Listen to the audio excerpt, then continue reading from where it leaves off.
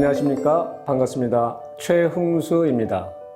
이번 시간은 인간관계의 총체적인 모습을 한번 파악해 보도록 하겠습니다. 그래서 갈등이 왜 생기는지 이런 원인들에 대해서 좀 큰 그림으로 이해하는 시간을 갖도록 하겠습니다.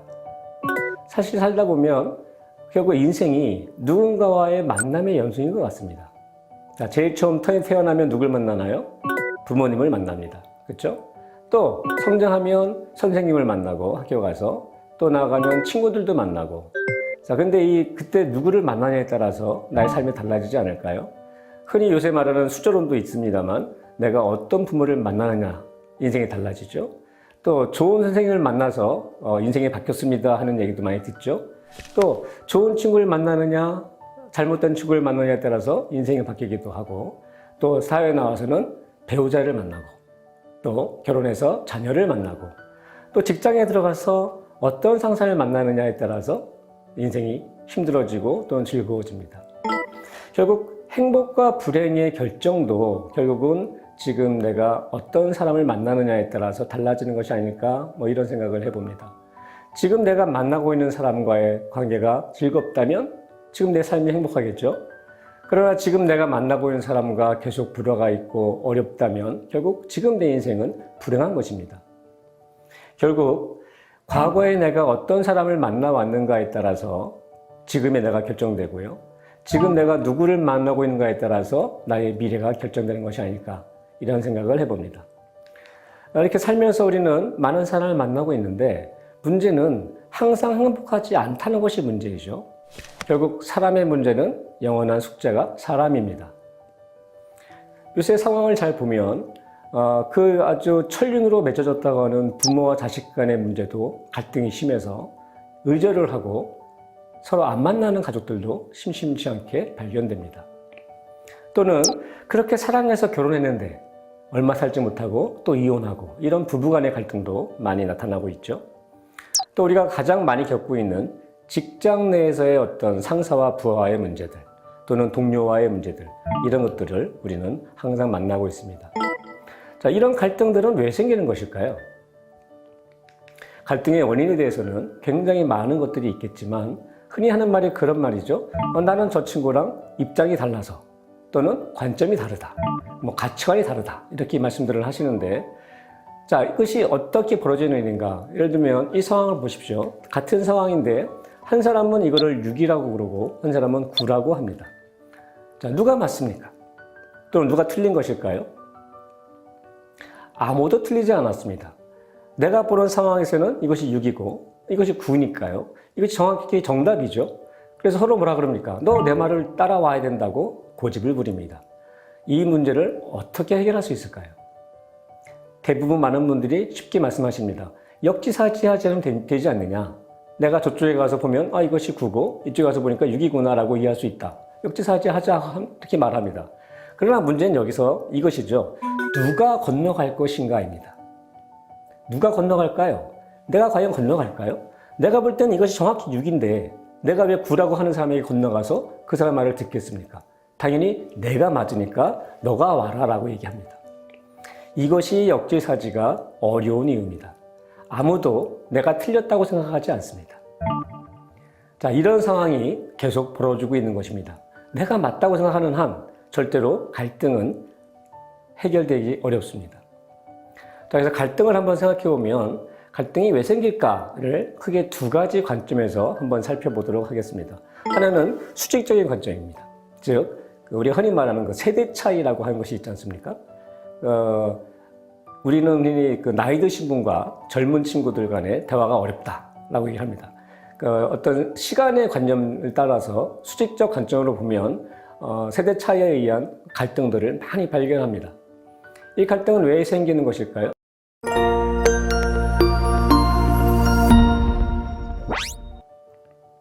이 갈등은 우리가 흔히 말하는 그 세대 차이라고 하는 것은 사회적 기대라는 것이 있습니다.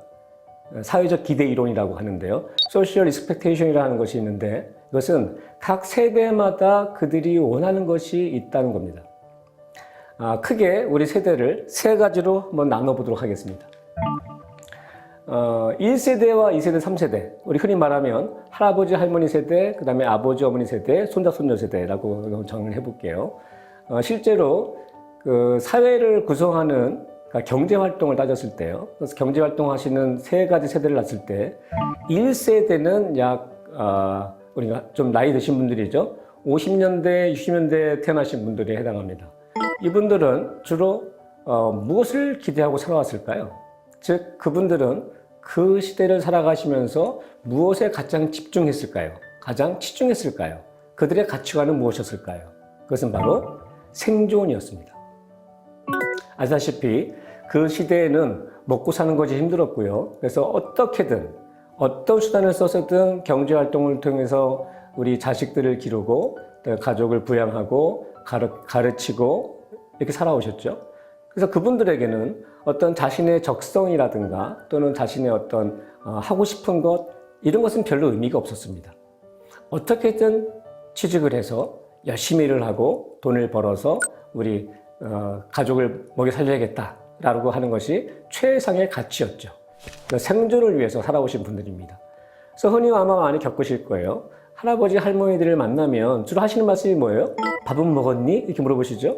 또 항상 꼭 밥을 먹고 가라고 항상 이렇게 강요하다시피 하시죠.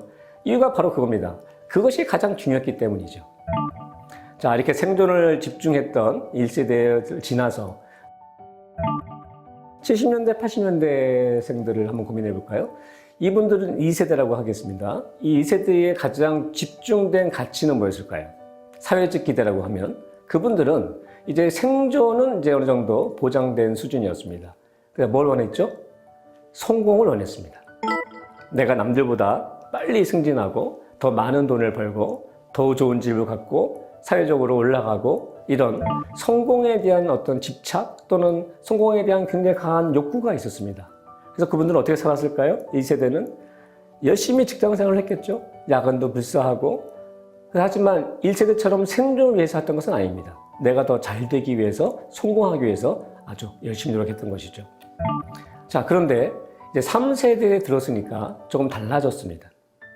3세대에서의 최고의 가치관은 생존도 아니고 성공도 아니고 그냥 개인적 행복입니다. 내가 지금 당장 재밌게 살고 싶고 내가 행복하게 살고 싶은 거죠. 그러니 이제 과거처럼 어떤 일이라든가 어떤 성취라는 것보다는 어떤 개인적인 행복이 더 중요하게 되다 보니까 이것 때문에 1세대와 2세대, 3세대 간의 갈등이 생기기 시작합니다. 사실 1세대와 2세대는 큰 그런 갭이 사실 없었어요. 그러나 3세대와는 갭이 있습니다. 왜냐하면 1세대와 2세대는 똑같이 열심히 했던 세대거든요. 자기의 어떤 삶과 생존과 성공을 위해서. 그래서 어떤 자기의 적성보다는 어떤 성취와 성공에서 뛰었다면 3세대에서는 이제 그런 모습을 좀 보이기 어렵죠. 이런 문제가 생깁니다. 윗세대들이 젊은 세대에게 저 친구들은 뭐 이렇게 열정이 없냐, 또 뭐 책임감이 없냐, 이런 말씀들을 하시죠. 그러나 그것은 책임감이 없고 열정 없는 것이 아닙니다. 그분들은 3세대의 그런 가치관을 이해하지 못했기 때문인 것이죠. 그래서 중요한 것은 이런 겁니다. 사회적 기대는 세대마다 다 다를 수밖에 없습니다. 이러한 차이를 인정할 때만이 이 세대 간의 갈등을 줄일 수 있습니다. 그러나 이것이 말처럼 쉽지가 않죠. 왜 어려울까요? 제가 간단한 예를 하나 들어보겠습니다. 100년 전에 우리 선조들을 한번 생각해 보시죠. 100년 전에 선조들은 머리에 상투를 틀고 사셨죠? 예. 그러다가 일제시대에 1895년에 그 을미사변 이후에 일본 제국주의가 우리나라에 단발령을 내렸습니다. 그러니까 상투를 잘라라 이런 명령을 내렸죠. 그때 우리 선조들은 어떤 반응을 보였죠? 이렇게 말씀하셨습니다. 내 손, 팔, 다리는 자를 수 있을지언정 내 상투는 자를 수 없다. 아주 강하게 반발하셨습니다. 심지어 어떤 분은 단발령에 반대해서 상투를 자르기보다는 차라리 죽겠다 해서 돌아가신 분도 계시죠. 그만큼 우리 선조들에게 이 상투는 대단히 중요한 거였습니다. 뭐 그 당시 유교의 어떤 가치관에 의한 것이겠죠. 자, 그러나 생각해 보시면 지금 우리나라에 현재 상투 트신 분이 몇 분이나 있으신가요? 물론 좀 이상한 얘기일 수 있습니다만 제가 여기서 말씀드리고 싶은 건 이겁니다. 우리 과거의 조상들이, 선조들이 정말 이 단발령에 반대해서 그렇게 심하게 힘들게 사셨는데 그분들은 정말 상투를 사랑해서 그런 것일까요? 그분들에게는 상투가 하나의 어떤 상징과 같은 것이겠죠. 물론 그분들도 뭐 지금처럼 세제가 발달하지도 못했기 때문에 100년 전의 선조들은 이 상투 때문에 이 머리 때문에 고생을 많이 하셨다고 알고 있습니다. 그런데 그럼에도 불구하고 그렇게 지킨 이유는 뭘까요? 그것이 곧 그 당시에 최고의 가치관이었기 때문입니다. 지금 생각하면 정말 아무것도 아닌 것처럼 보이지만 그때는 그것이 목숨과도 바꿀 수 없었던 중요한 가치였다는 것이죠. 자, 이것이 무슨 뜻일까요? 하나의 사회를 살아가는 그 시대의 사회적 기대는 그 기대를 받는 그 시대의 동시대의 사람들은 그 가치가 절대적 진리라고 믿게 된다는 겁니다. 시대가 지나면 아무런 뜻도 없을 수 있는데도 불구하고 그 동시대를 사는 사람들에게 주어지는 사회적 기대는 절대적 진리처럼 보입니다. 그러니까 우리가 아까 얘기했던 1세대, 2세대가 3세대를 보고 틀렸다고 말할 수밖에 없는 것이죠. 왜냐하면 내 생각이 진리라고 생각하기 때문이죠. 그래서 그분들에게는 어떤 조직의 명령에 굴복하고 또는 조직을 따라가고 약을 하고 이런 것들이 아주 당연한 것처럼 느껴지지만 3세대에게는 그것은 절대 불가능한 일처럼 보일 수도 있다는 겁니다.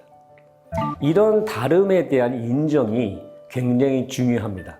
그런데 우리는 이것을 서로 맞았다, 틀렸다라고 좀 얘기를 하죠. 그것은 다름의 문제일 뿐입니다. 그저 살아가는 삶의 양태일 뿐이지 그들이 맞고 내가 틀리고가 아닙니다. 그냥 그럴 뿐이죠. 이렇게 수직적인 관점, 그러니까 종적인 관점에서 세대 차이에 대한 고민을 우리가 한번 깊게 해볼 필요가 있고요.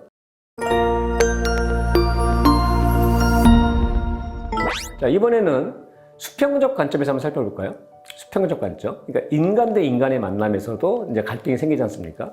반드시 세대 차이만 있는 것은 아니죠. 어느 회사에 김 차장이라는 분이 계셨습니다. 이분은 굉장히 배려심이 많고 주변에 자기 후배들을 사랑하고 굉장히 따뜻하신 그런 리더였습니다. 그래서 항상 많은 배려를 하려고 노력하셨는데요. 어느 날 보니까 자기 후배 중에 그 김대리라는 친구가 있는데 이 친구가 저녁에 일과가 끝난 뒤에 학원에 가서 영어 공부를 한다는 걸 알게 됐습니다. 그런데 알고 보니까 그 학원이 김 차장님이 집에 가는 길에 그 학원이 있다는 것을 알게 됐어요. 그래서 어떻게 했겠습니까? 배려심 많으신 분이니까 김대리한테 얘기를 했겠죠. 김대리, 내가 가는 길에 자네가 가는 학원이 있으니까 내가 갈 때 자기를 태워다 줄 테니까 내 차 타고 가. 이렇게 아주 제안을 했던 것이죠. 김대리 입장에서는 고맙죠. 반가웠고 감사한 일입니다. 그래서 첫날 차를 타고 갔습니다. 타고 가면서 이런 얘기 저런 얘기를 했겠죠. 우리 김 차장님께서 물어봅니다. 김대리 요새 여자친구는 사귀나?